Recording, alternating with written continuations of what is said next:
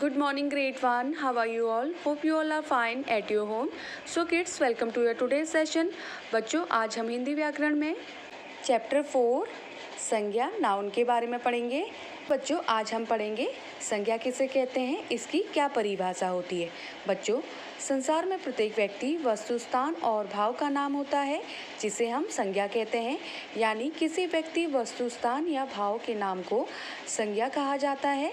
जैसे आप देख रहे हैं यहाँ पर उदाहरणों द्वारा समझाया गया है। चलिए अब हम इन्हें पढ़ते हैं। सबसे पहले है व्यक्तियों के नाम, name of persons. Bhagat Singh, Kiran Bedi, Sachin Tendulkar, Ratan Tata. तो बच्चों, हम इन व्यक्तियों को इनके नाम की वजह से जानते हैं। ऐसे ही इसके बाद स्मारकों के नाम, नेम ऑफ मोन्यूमेंट्स दिए गए हैं। चलिए अब हम इनको पढ़ते हैं। Taj Mahal, Lal Qila, Qutub Minar, India gate. बच्चों, इन मोन्यूमेंट्स यानी इन स्मारकों को भी हम इनके नाम की वजह से जानते हैं। इसके बाद फलों के नाम, नेम ऑफ फ्रूट्स दिए गए हैं। आम, सेब, केला, अनार। बच्चों, इन फलों को इनके नाम की वजह से जाना जाता है। जैसे हमें पता है यह फल आम का है, यह फल सेब का है, यह केला है और यह अनार है। यानी प्रत्येक व्यक्ति, वस्तु, स्थान के भाव के नाम की वजह से हम उस चीज़ के बारे में जानते हैं। बच्चों, जैसा आप देख रहे हैं यहाँ पर कुछ और उदाहरण दिए गए हैं। चलिए अब हम इन्हें पढ़ते हैं। सब्जियों के नाम, नेम ऑफ वेजिटेबल्स।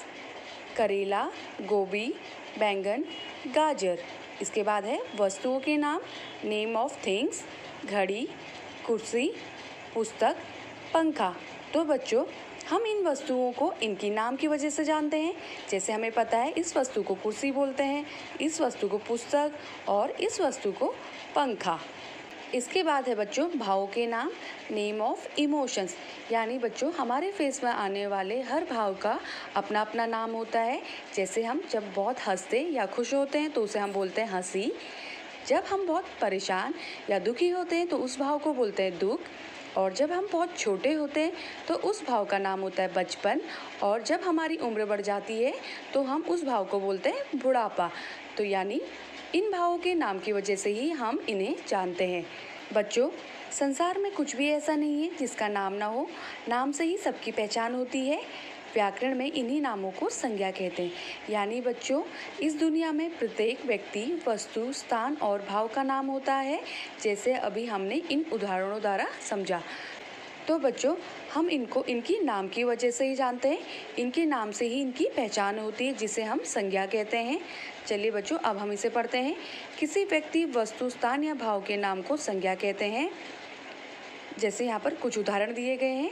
आलू, गोभी, टमाटर, मेज, कुर्सी, पुस्तक, हंसी, दुख, बचपन, बुढ़ापा आदि संज्ञाएं हैं। यानी हम इन चीज़ों को इनकी नाम की वजह से जानते हैं, तो यह संज्ञा कहलाती है। तो चलिए बच्चों, एक बार हम फिर से संज्ञा की परिभाषा पढ़ेंगे। जैसे कि आप देख रहे हैं, पहले हमने संज्ञा की परिभाषा बुक से पढ़ी थी। अब हम इसे बोर्ड पर लिख के पढ़ेंगे। जैसे आप देख रहे हैं, मैंने यहाँ पर बोर्ड पर संज्ञा की परिभाषा लिखी है। आप अपनी हिंदी की नोटबुक पर संज्ञा की परिभाषा लिखेंगे। सबसे पहले आप अपनी हिंदी की नोटबुक पर आज की डेट मेंशन करेंगे 4/08/20। फिर क्लास वर्क लिखेंगे चैप्टर 4 संज्ञा नाउन। फिर आप हेडिंग लिखेंगे परिभाषा। किसी व्यक्ति, वस्तु, स्थान या भाव के नाम को संज्ञा कहते हैं। तो बच्चों, जैसा आप देख रहे हैं, मैंने यहाँ पर संज्ञा के कुछ उदाहरण लिखे हैं। चलिए इन्हें पढ़ते हैं। राम, बिल्ली, पंखा, रोना आदि संज्ञा कहलाती हैं। बच्चों, जैसे आज हमने संज्ञा की परिभाषा के बारे में पढ़ा कि संज्ञा किसे कहते हैं और उसके उदाहरण पढ़े। अब आपको अपनी हिंदी की नोटबुक पर संज्ञा की परिभाषा लिखनी है और इसे याद भी करना है। Okay, thank you.